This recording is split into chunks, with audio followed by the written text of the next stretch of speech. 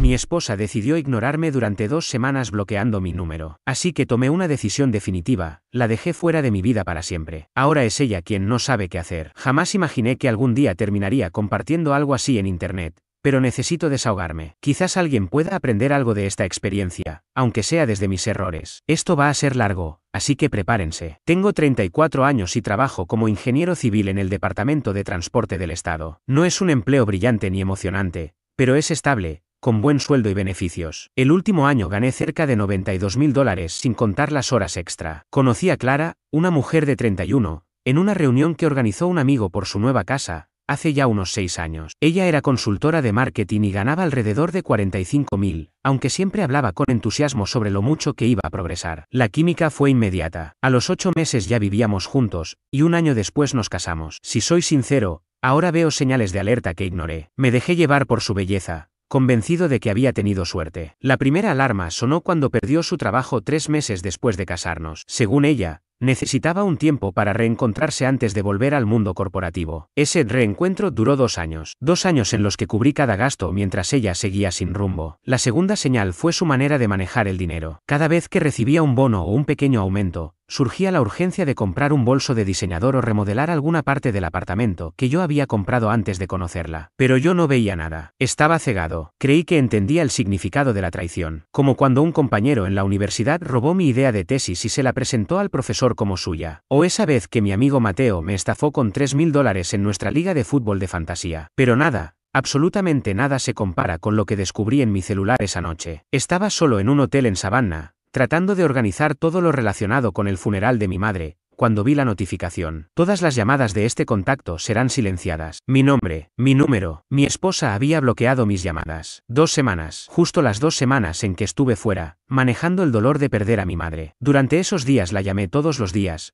a veces más de una vez, aferrado a su voz como único consuelo. Y ella, nada, ni una respuesta, salvo mensajes cortos, que estaba ocupada con un nuevo cliente, o tomando algo con su amiga Jessica de la universidad. Y yo le creí, porque era mi esposa, mi compañera. Se suponía que ella debía estar ahí, apoyándome mientras la vida se me caía encima. Cuando vi esa notificación en la pantalla, sentí que algo dentro de mí se rompía. Me quedé quieto, con la mirada fija, incapaz de respirar. Era como si la muerte de mi madre y la traición de Clara se hubieran unido en un solo golpe. Mi madre lo era todo para mí. Me crió sola desde que mi padre nos abandonó cuando yo tenía 8 años. Trabajó el doble para que pudiera estudiar y nunca me hizo sentir como una carga. Y ahora se había ido. Y justo cuando más necesitaba a mi esposa, ella decidió hacerme a un lado. Volví a casa antes de lo planeado. Ya había terminado el funeral y la casa de mamá estaba vacía. Necesitaba estar en mi propio espacio. Necesitaba abrazarla, llorar con ella, sentir que no estaba completamente solo. El departamento estaba en silencio. Me dejé caer en el sofá, sin fuerzas para ir a la habitación. Fue entonces cuando vi que su iPad, sobre la mesa de centro, se iluminó con un mensaje. Ya te extraño. Anoche fue increíble. No puedo esperar a que termines el divorcio. Te mereces algo mucho mejor que ese ingeniero aburrido. Sentí una punzada en el estómago. Jamás he sido el tipo de persona que revisa cosas ajenas, pero algo me impulsó a tomar ese iPad. La vista previa del mensaje estaba ahí. No mostraba el nombre, pero el contenido era claro. No hice nada. Lo dejé como estaba y decidí llamarla una vez más. Miré el iPad mientras lo hacía. Nada, ni un sonido, ni una señal. Entonces recordé que, hacía años, habíamos vinculado nuestros teléfonos a la misma cuenta en la nube por si perdíamos alguno. Entré desde mi móvil y revisé los ajustes de su teléfono. Ahí estaba, mi contacto, silenciado exactamente el día en que recibí la noticia de que a mi madre le quedaban 3 meses de vida. No fue un error, no fue casualidad, fue deliberado. Mientras yo elegía el ataúd de mi madre, lloraba solo en hoteles fríos, y me preparaba para despedirme de la mujer que me había criado. Mi esposa decidió hacerme invisible. Escuché la cerradura girar. Me limpié el rostro rápidamente. Ella entró con bolsas de compras en las manos, usando un vestido que nunca le había visto, maquillaje impecable y las uñas recién hechas. Su rostro se tensó al verme. ¿Volviste antes?, dijo con un tono seco. Ni una palabra sobre mi madre. Ni un te extrañé. Solo molestia porque había arruinado sus planes. La observé. Realmente la observé. Y me di cuenta de que ya no conocía a esa mujer. 5 años de matrimonio y de pronto tenía frente a mí a una completa desconocida. Tenemos que hablar, le dije con voz firme. Pero antes necesito que me digas algo, ¿Por qué silenciaste mis llamadas? El color se le fue del rostro. No dijo nada al principio, solo apretó las bolsas contra el pecho. Mi teléfono ha estado fallando, respondió finalmente. No solo tú, no me llegan las notificaciones. Ya sabes cómo son los hipones. Una mentira, torpe, predecible. Pude haberle mostrado los ajustes, pero no quise. ¿Para qué? Ella dejó las bolsas en la encimera y empezó a sacar ropa nueva. Mira esto, estaba en oferta. Solo $280. Costaba $350. De verdad esperaba que celebrara su compra mientras yo todavía estaba de duelo. A tu madre le habría encantado esta bufanda, dijo mostrándola. Lástima que no llegó a verla. Eso fue todo. Ni una palabra sincera. Ni un lo siento. Solo lamento que mi madre no alcanzó a ver su nuevo accesorio. Me levanté. Le dije que estaba cansado, que necesitaba ducharme y descansar. Ya en el baño, con el agua corriendo para ocultar cualquier ruido, empecé a investigar. Ese iPad me había dado una pista, pero necesitaba más. Ingresé desde mi móvil a nuestra cuenta en la nube compartida. En cuestión de minutos, lo confirmé todo. El historial de ubicaciones mostraba visitas regulares a una dirección en una zona exclusiva de la ciudad, un lugar donde solo viven médicos, abogados y gente con mucho dinero. Había encontrado mensajes en su teléfono, enviados por un contacto guardado con un nombre genérico de su clase de yoga. Un intento torpe de ocultar la identidad real de quien los enviaba, sobre todo considerando que Clara no había asistido a una clase desde hacía 3 años, cuando yo mismo le había pagado una suscripción anual. Las fotos me golpearon como una bofetada. Ella, tomada de la mano de un tipo con el cabello engominado y un reloj costoso, cenando en lugares que yo jamás podría pagar con el salario que gano como funcionario público. Y todo eso ocurría mientras mi madre se moría, mientras yo la llamaba una y otra vez, desesperado, buscando consuelo. Su traición no fue solamente sentimental, fue algo premeditado. Eligió ignorarme cuando más la necesitaba. Fue una crueldad medida, calculada. Salí del baño en silencio. Clara estaba sentada en la cama revisando el celular, como si nada pasara. ¿Tienes hambre?, me preguntó con una sonrisa que no alcanzó sus ojos. Pude haber dicho algo, pude haber estallado, pero respondí con calma. Podemos pedir algo barato, ¿no? Has gastado bastante en hoteles últimamente. Supongo que eso agota. Como si hubieras estado de vacaciones, en vez de estar al lado de alguien que acaba de ver morir a su madre. Fingió no entender la indirecta. Asintió con la cabeza. Esa noche cenamos comida para llevar, casi sin decir palabra. La televisión sonaba de fondo, pero ninguno de los dos le prestaba atención. Yo la observaba en silencio. Cada vez que su celular vibraba, giraba la pantalla lejos de mí. Una vez, al recibir una notificación, su cuerpo entero se tensó y se excusó para ir al baño. Pensé en encararla de inmediato. Tenía pruebas más que suficientes. Pero entonces escuché una voz en mi cabeza. La de mi madre: nunca tomes decisiones en caliente. Duerme antes de actuar. Así que respiré hondo. No reaccionaría con rabia. No le regalaría a Clara ese espectáculo. Si ella había sido fría, yo lo sería más. Tomé una decisión: desmontaría todo lo que habíamos construido. Pero no de forma impulsiva. Lo haría con precisión. Había traicionado mi confianza en uno de los momentos más duros de mi vida, y eso no iba a quedar sin respuesta. Esa noche dormimos espalda contra espalda, a años luz de distancia. Notaba su mirada ocasional, tal vez preguntándose si yo sospechaba algo. Me hice el dormido mientras mi mente trazaba el mapa de lo que vendría. A la mañana siguiente, un sábado, me dijo que tenía una reunión con un cliente. Otra mentira. Asentí. Le dije que no se preocupara, que tomara el tiempo que necesitara. Apenas cerró la puerta, me puse en movimiento. Revisé nuestras cuentas. Por suerte, nunca añadí su nombre a la escritura del departamento. Teníamos una cuenta compartida con unos $8,500, casi todo dinero mío, y una de ahorros con cerca de $42,000. Nuevamente, fondos que yo había acumulado. Llamé al banco y transferí todo, dejando solo $500, a una nueva cuenta a mi nombre. Después contacté a una abogada de divorcio que había encontrado la noche anterior, mientras no podía dormir. Le dejé un mensaje solicitando una cita urgente, y comencé a recopilar pruebas, capturas de pantalla, datos de ubicación, fotografías. Lo hice sin emoción,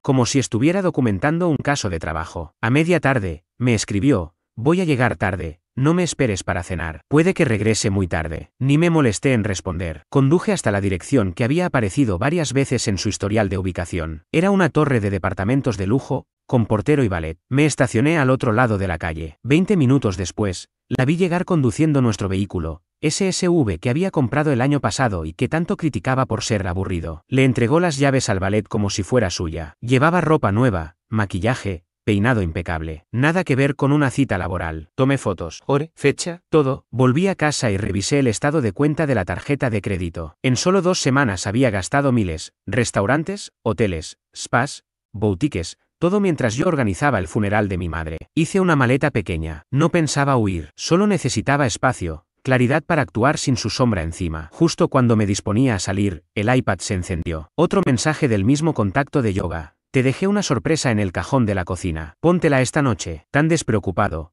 tan natural, como si llevaran tiempo con ese juego. Y seguramente así era. No sentí tristeza, sentí una especie de dureza interna, una determinación helada. Mi madre, la única que me quiso sin condiciones, se había ido. Y ahora perdía a mi esposa, no por la muerte, sino por sus decisiones. Dolía, sí, pero ya no me quebraba. Esa noche me alojé en un hotel céntrico. Me senté en la cama, miré su contacto en mi teléfono, y sin dudarlo, lo bloqueé. 5 años de matrimonio, cientos de llamadas, mensajes y recuerdos. Con 3 toques, se acabó. No por impulso, por estrategia. Ella había elegido el silencio. Yo también, pero el mío sería definitivo. Desde esa noche, supe que solo era el inicio. A la mañana siguiente, mi celular explotaba con notificaciones. No abrí ni un solo mensaje. Sabía que no era culpa lo que sentía. Era miedo. Miedo de ser descubierta. Ese mismo día me reuní con la abogada. Una mujer de unos 50 años, serena y directa. Escuchó todo sin interrumpirme mientras le mostraba las pruebas, mensajes, fotos, localizaciones, movimientos financieros. Asintió. Has hecho más trabajo de campo que muchos clientes. Te será útil, sobre todo en lo económico. Me explicó que en nuestro estado, aunque la infidelidad no influye directamente en la repartición de bienes, establecer un patrón de engaño podría facilitar las negociaciones, y que el hecho de haber comprado el departamento antes del matrimonio, manteniéndolo solo a mi nombre, era un punto muy a mi favor. Firmé los documentos, y,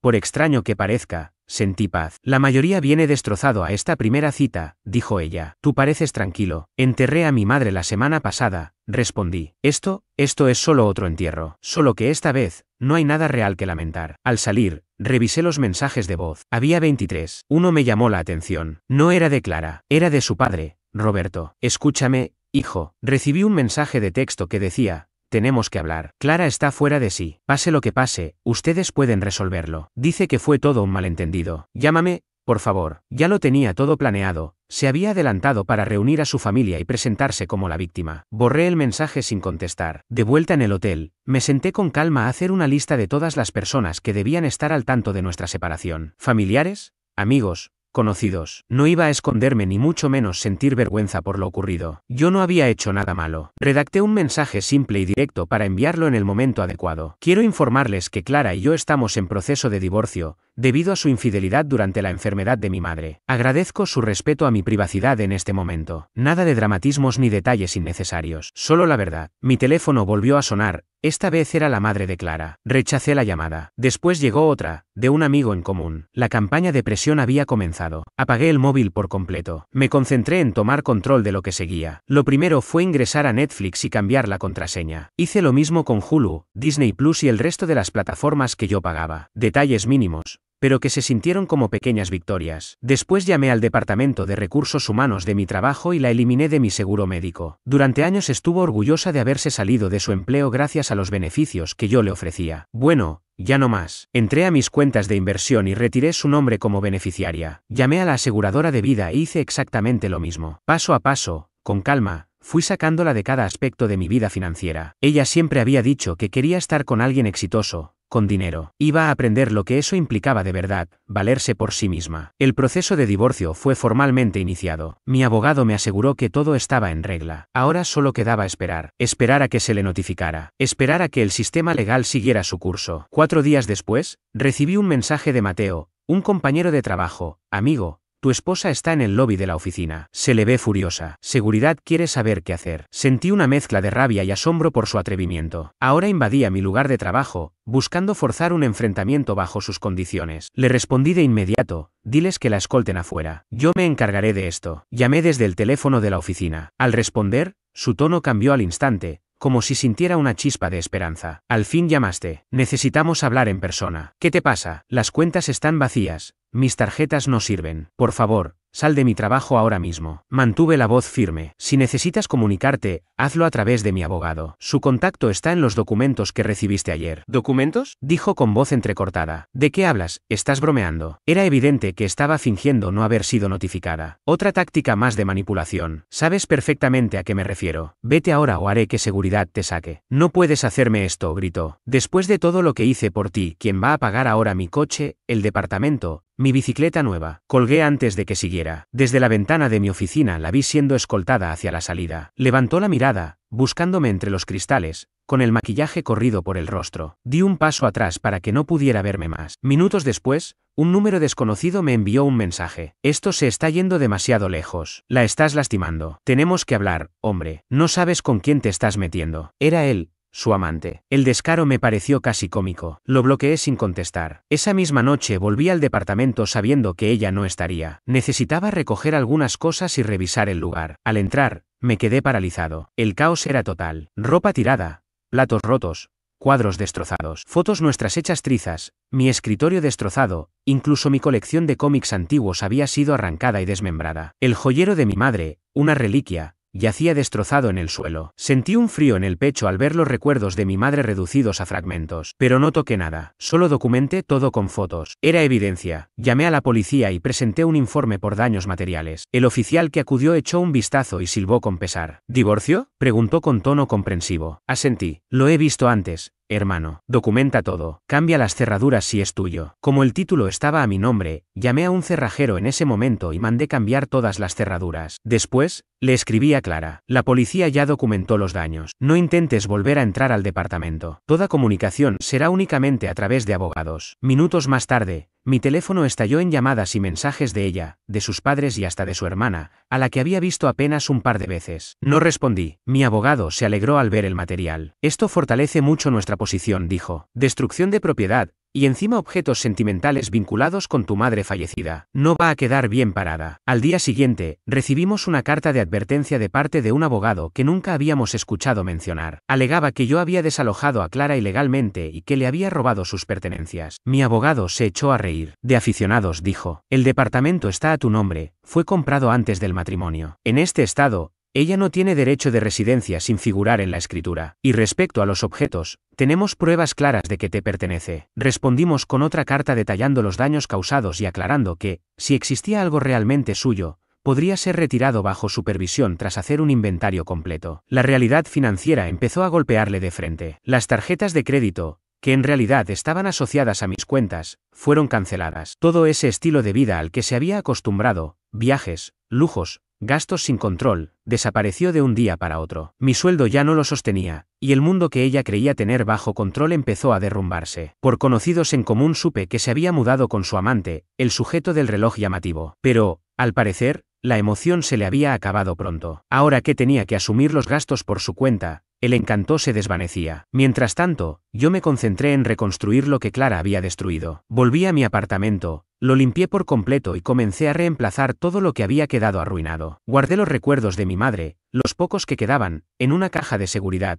donde nadie más pudiera tocarlos. En el trabajo, me involucré en un proyecto de infraestructura importante, que no solo atrajo elogios de la gerencia, sino que también me posicionó para una futura promoción. Sentía que por fin iba en la dirección correcta, y eso me mantenía enfocado. Los intentos de Clara por contactarme comenzaron a aumentar, primero cargados de enojo, luego teñidos de súplica. Cometí un error, escribió desde un número que no conocía. Por favor, aún podemos arreglar esto. Nunca quise hacerte daño. Reenvié el mensaje a mi abogado sin responderle, y bloqueé el número de inmediato. Un mes después de haber iniciado el proceso de divorcio, mi abogado me llamó con una voz que dejaba entrever cierta diversión. Recibimos una solicitud inusual de parte del abogado de Clara, me dijo. Quieren discutir un acuerdo. ¿Qué clase de acuerdo? Piden manutención económica. Según su argumento, ella sacrificó su carrera para apoyar la tuya y, por lo tanto, merece recibir ayuda para seguir adelante. No pude evitar soltar una risa irónica. Ella había dejado su trabajo de $45,000 para quedarse en casa y gastar mi dinero sin medida. ¿Eso se suponía que era apoyo a mi carrera? Pero lo más interesante vino después. El novio de Clara,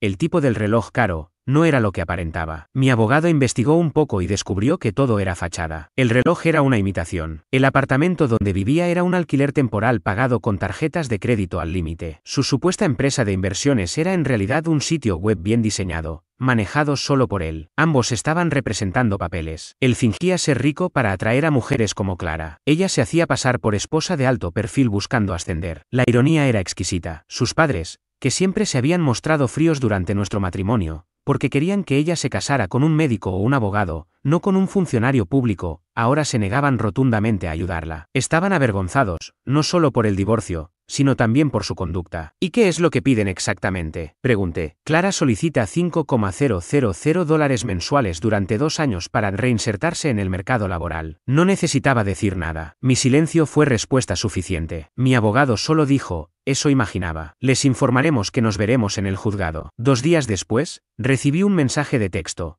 Pero no era de Clara, sino de su amante. Necesitamos hablar. No es por ella, sino por algo más. Una oportunidad que podría beneficiarnos a ambos. Movido por la curiosidad, accedí a encontrarme con él en una cafetería pública. Cuando llegó, casi no lo reconocí. El peinado perfecto y la ropa costosa habían desaparecido. Frente a mí tenía a un hombre desaliñado, derrotado, con un reloj barato en la muñeca. Gracias por venir, dijo, jugueteando nerviosamente con su reloj. Iré al grano. Sé que la arruiné. No vengo a pedirte perdón. Entonces, ¿qué quieres?, le pregunté, sin rodeos. Clara le está diciendo a todo el mundo que tú la abandonaste sin aviso, que escondes dinero, que abusaste de ella. A mí me dijo lo mismo cuando nos conocimos, que eras controlador, distante, que nunca le dabas nada. Pero ahora he visto cómo es en realidad. Está desequilibrada. Me mostró fotos en su teléfono, muebles destrozados, aparatos electrónicos rotos, ropa cortada en pedazos. Su apartamento hecho un caos, igual que el mío. Misma conducta. ¿Y por qué me muestras esto? Porque estoy dispuesto a testificar, a contar todo, sus mentiras, su manipulación, cómo se jactaba de ignorar tus llamadas mientras tu madre agonizaba. No soy santo, pero eso fue cruel incluso para mí. ¿Y qué esperas obtener? Me robó $7,000 en efectivo y algunas joyas familiares que sí eran auténticas. Ya sé que las empeño. No tengo cómo pagar un abogado, pero si testifico, tal vez puedas ayudarme a recuperar algo. Le pedí a mi abogado que redactara una declaración detallada con todo lo que él me había contado, incluyendo información sobre los hábitos de gasto de Clara. A cambio, le ofrecí ayudarle a recuperar el valor de lo robado si su testimonio resultaba útil. El día del juicio, Clara llegó fingiendo ser la víctima, vestida con recato, casi sin maquillaje, con una Biblia en la mano. La actuación habría funcionado, si no estuviéramos preparados. Su abogada comenzó con su versión de los hechos, que Clara había dejado todo por mi carrera, que la abandoné sin aviso ni apoyo, que estaba devastada por mi frialdad justo en el momento en que ella más me necesitaba por la muerte de mi madre. Entonces llegó nuestro turno. Mi abogado fue preciso. Presentó primero los registros financieros que demostraban los excesos de Clara durante la enfermedad de mi madre. Luego, el informe policial por los destrozos en el apartamento, incluyendo las pruebas de los objetos destruidos que eran de mi madre. También, la documentación de que el apartamento era de mi propiedad antes del matrimonio. Y finalmente, nuestro testigo sorpresa. Cuando el amante de Clara entró a la sala, ella se quedó sin color. Su abogada, claramente desconcertada, pidió un receso. El juez lo negó. La hora siguiente fue, sin duda, una de las más satisfactorias de mi vida. Él relató cómo había comenzado la relación con Clara casi un año antes de la enfermedad de mi madre. Confirmó que ella ignoraba deliberadamente mis llamadas y que incluso se reía de ello mientras yo organizaba el funeral. Contó cómo planeaba divorciarse y quedarse con la mitad de todo una vez que lograra su ascenso. Cuando terminó, Clara no pudo más. Lloraba desconsoladamente, pero no por remordimiento, sino por vergüenza y furia. Su historia cuidadosamente montada se vino abajo por completo. El juez no se dejó impresionar por sus lágrimas. Su fallo fue claro y contundente. En primer lugar, el departamento quedó bajo mi propiedad exclusiva, sin ningún derecho para Clara. En segundo lugar, se ordenó la división de nuestros bienes, pero considerando las irregularidades financieras que ella misma había provocado. En tercer lugar, su solicitud de pensión fue denegada por completo. Y por último, debía hacerse cargo de los daños materiales que había ocasionado. Una victoria absoluta. Al salir de la sala, Clara intentó acercarse, pero mi abogado se interpuso. Esto no termina aquí, murmuró entre sollozos, mientras el rímel le corría por las mejillas. Arruinaste mi vida. La miré con serenidad y solo le respondí: tú me callaste cuando más te necesitaba. Ahora solo estoy devolviendo el gesto. Las consecuencias no tardaron en aparecer. Clara se quedó sin pareja, sin amante, sin vivienda, sin ingresos y con una reputación hecha trizas. Su sueño de ascender socialmente al lado de un hombre más rico se derrumbó en cuestión de días. A la semana, recibí un correo desesperado. No tengo dónde quedarme. Mis padres no quieren recibirme. No tengo dinero para el alquiler. Por favor, solo quiero hablar. He aprendido la lección. No contesté. Poco después, empezaron a llegar mensajes de sus amigas. Clara está durmiendo en su auto. Ya le diste una lección. Esto fue demasiado. Bloqueé esos números. Finalmente, un mensaje de su hermana. Perdió el teléfono. Fue despedida de su nuevo trabajo por inestabilidad emocional, y ha tenido que vender casi todo. Te lo suplica. No como pareja, solo por una mano amiga para que pueda levantarse. Reflexioné mucho antes de responder. No porque me estuviera ablandando, sino porque quería que mi respuesta fuera precisa. Le dije que podía decirle esto, He silenciado su vida del mismo modo en que ella ignoró la mía. Con una diferencia, yo soy honesto al respecto. Ya ha pasado un año desde que se formalizó el divorcio. Me gustaría decir que fue un proceso fácil, pero el dolor, sea por una pérdida familiar o por un matrimonio roto, nunca lo es. La diferencia está en cómo decides honrar aquello que perdiste. En mi caso, me ascendieron en el trabajo y mi salario aumentó considerablemente. Remodelé por completo el departamento que compartíamos. Cada vestigio de sus gustos fue eliminado y sustituido por cosas que reflejan quién soy ahora. Incluso adopté un perro del refugio, algo que ella siempre rechazó porque decía que podía ensuciar su ropa. El mes pasado me crucé con el padre de Clara en una tienda del barrio. Me preparé para una conversación incómoda, pero me sorprendió. «¿Te ves bien?», me dijo, observándome con atención. «Estoy bien», respondí sin fingir. Asintió con pesar. Ella no, tuvo que volver a casa y ahora trabaja en una tienda. Aún culpa a todos, menos a ella misma. No me alegra escucharlo, le dije, y en parte, era verdad. No porque le deseara el bien, sino porque hay quienes nunca aprenden. Entonces, con un tono reflexivo, agregó, «¿Sabes? Cuando su madre intentó hacerme lo mismo hace 30 años, la perdoné. Fue el mayor error de mi vida. Me pasé 3 décadas al lado de alguien que nunca me respetó. Me estrechó la mano. Tú tuviste más valor que yo. Hace 2 semanas,